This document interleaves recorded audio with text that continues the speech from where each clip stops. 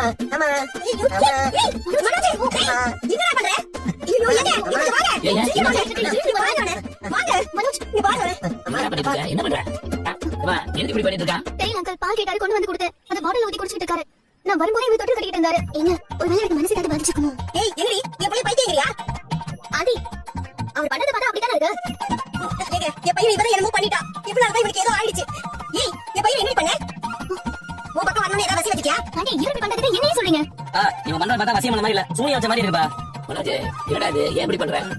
ஊரா போறானே. டேய் அப்பா கேளுடா.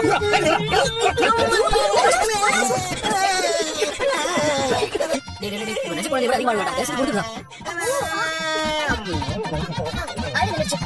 ரவி ஏன் இதெல்லாம் பண்ணிட்டு இருக்காரு? இன்னைக்கு ஷோரூம்க்கு யாரோ ஒரு லேடி வந்தாங்களாம். அவங்க பையன் ஏதோ சத்தம் போட்டு இவரை டிஸ்டர்ப் பண்ணிட்டே இருக்கான். அவன் இவரை லேசா அடிச்சிட்டாராம். அந்த லேடி கோவப்பட்டு மனோஜ் கிட்ட உனக்கு குழந்தையே பிறக்காது, நீ அப்பாவே ஆக மாட்டேன்னு சொல்லிட்டாங்களாம். அதுல இவர் பயந்துட்டாராம். எவ்வளவு ஏதாவது சொன்னா நடக்குமாடா? அந்த டென்ஷன்ல தான் போய் ஒரு டாக்டர் பாத்துட்டாரு. அந்த டாக்டர் தான் குழந்தை மாதிரி ஆக்டிவிட்டிஸ் பண்ணி அது மாதிரியே நடந்துட்டா உனக்கு குழந்தை பிறக்கும் சொல்லிட்டாரு. இப்பெல்லாம் கூட ஒரு டாக்டர் ட்ரீட்மெண்ட் பண்ணுவாங்க.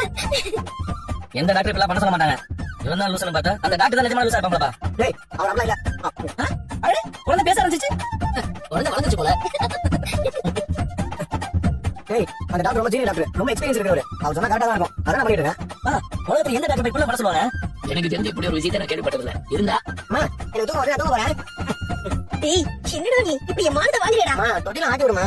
ஐயோ கடவுளே நான் என்ன பண்ணுவேன் இவனை? எப்படி அது எந்த டாக்டர் அப்படி சொன்னது?